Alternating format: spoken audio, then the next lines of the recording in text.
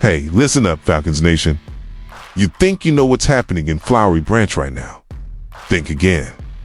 Because what I'm about to reveal is going to blow your mind wide open. The front office is making chess moves while everyone else is playing checkers. And I've got the inside scoop that will have you jumping out of your seat. We're talking about roster decisions that could define the next 5 years of this franchise. We're talking about players whose futures hang in the balance. We're talking about moves that separate championship contenders from pretenders. Trust me, when you hear what's really going down, you're going to understand exactly why this offseason might be the most critical moment in recent Falcons history. You ready? Because there's no going back once you hear this. But here's the deal.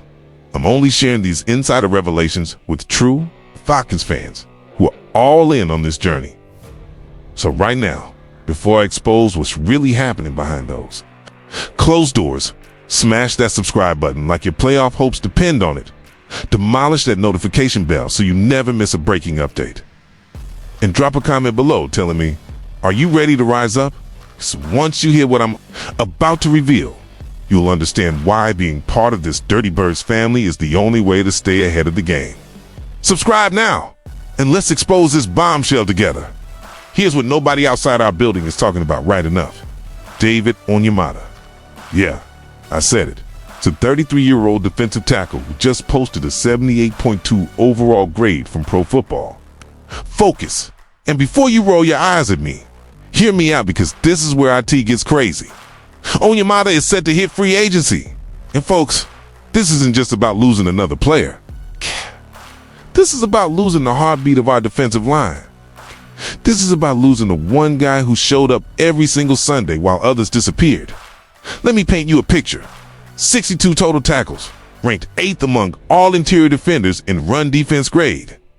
But here's the kicker that's going to make your jaw drop. He missed just 3.6% of his tackles against the run. 3.6%. You know what that means? It means when Onyemata was on the field, running backs weren't going anywhere. That means reliability. That means consistency. That means everything in Kevin Stefanski's system. And get this, Atlanta allowed 126 rushing yards per game this season. Not great, right? But you know what the film shows? It was significantly better when Onyemata was eating up blocks and clogging lanes. The man is a foundational piece. And losing him would be like removing a brick from the bottom of a tower.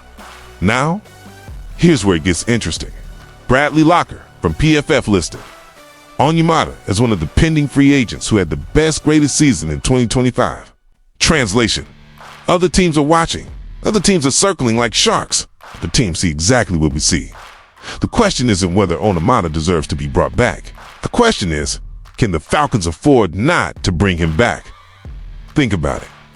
New head coach, new system, defensive coordinator Jeff Ulbrich staying on board to maintain continuity.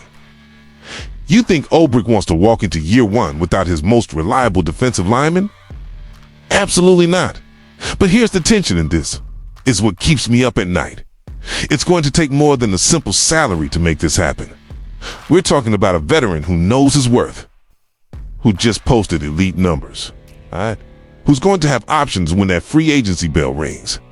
The front office has a decision to make, and they better make it fast. Now, let's talk about the elephant in the room. The player everyone's been debating about for months. The generational talent who's finally putting it all together at the exact right moment. Kyle Pitts. And I'm about to tell you something that's going to send shockwaves through Falcons Nation. He wants to stay no. Seriously. Stop what you're doing and let that sink in. Kyle Pitts, entering free agency for the first time, coming off a breakout 2025 season, is positioned to command top dollar on the open market. Actually wants to run it back in Atlanta. How do I know? Because he said IT on Draymond Green's podcast. When asked directly about returning under Kevin Stefanski, Pitts responded, "That'd be dope. See what he's done in the past is great." For those of you who don't speak Kyle, Pitts, let me translate. This man doesn't talk openly about his future. Like ever. So when he goes on a public platform and gives that kind of endorsement, yes, that's as close to a green light as you're going to get. But here's what makes this situation absolutely electric. Stefanski's track record with tight ends is legendary. In Cleveland, he made the tight end position a focal point of his offense, and Pitts knows this. He's talked to David Njoku. He's heard nothing but great things. He's seen the film of what Stefanski does with elite pass-catching weapons.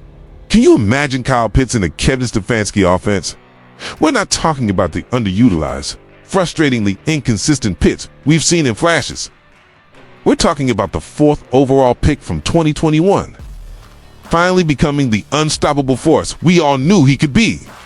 We're talking about 80 catches, 1,000 plus yards, double-digit touchdowns. We're talking about a true number one weapon that defenses have to game plan around. Every single week, the timing is perfect. The fit is perfect. The opportunity is perfect. But, and here's the massive question mark, will the Falcons actually commit? They have 3 options here. Option 1, sign him long-term. Lock him up. Make him the centerpiece of this offense for the next 5 years. Option 2, franchise tag him. Buy yourself 1 more year to evaluate, but risk frustrating a player who wants security.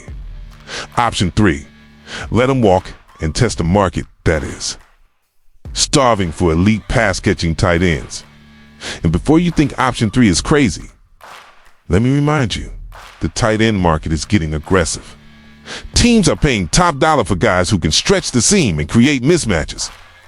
Pitts is about to be the most coveted player at his position. But here's what gives me hope. And this is the emotional pull that can make all the difference. It's Matt Ryan. Yeah, the same Matt Ryan who threw 2 picks as a rookie and helped him reach the Pro Bowl. The same Matt Ryan who just became team president. You think those conversations aren't happening? You think Ryan isn't in Terry Fontina's ear saying, do whatever it takes to keep this kid? Add in the locker room relationships Pitts has built, the comfort of staying in the city he knows, and the genuine excitement about playing for Stefanski. And suddenly you've got a player who wants to be here competing with offers from teams throwing blank checks. This is the definition of a franchise-altering decision. Here's what ties all of this together. And this is where you need to pay close attention. Kevin Stefanski is building something special. Jeff Ulbrich is maintaining defensive continuity. Terry Fontenot has the cap space to make moves. And we're sitting at a crossroads where 2 key decisions can define whether we're playoff contenders or pretenders in 2026. Keep on your motto. You've got defensive stability and a proven run stopper anchoring the trenches. Lock up Pitts. You've got an offensive weapon that transforms what Stefanski can do. CHEMATICALLY. Do both. Now we're talking about a team that's legitimately dangerous. But here's the cold, hard truth. If the Falcons fumble these decisions, if they let both players walk because they're worried about money or they overthink the value, we're looking at another rebuild year. We're looking at more question marks. We're looking at wasted potential. The window is now. The pieces are there. The coaching staff is in place. All that's left is for the front office to show they're serious about competing at the highest level. So, where does this leave us, Falcons Nation? We're in a holding pattern. Free agency hasn't started. Negotiations haven't been finalized. But the dominoes are starting to line up. And when they fall, they're going to fall fast. My prediction. And you know I don't make these lightly. I think the Falcons bring back on Jamada on a 2-year deal. Not flashy, but fair compensation for a veteran who knows the system and can mentor younger players. As for Pitts, I think they franchise tag him while working on a long-term extension. It's the safe play that keeps him in the building, while buying time to get the numbers right. But here's what I'm really watching. Whether Terry Fontenot goes Elin and locks both players up before free agency even starts. That would be the power move that signals to the entire league that Atlanta isn't playing around anymore. This isn't just about 2 players. This is about identity. This is about commitment. This is about showing the rest of the NFL that the Atlanta Falcons are back and ready to compete for championships. Kevin Stefanski gave us hope with his hiring. Now it's time for the front office to give us proof. Stay locked in, Falcons Nation. The next few weeks are going to be wild. Go Falcons.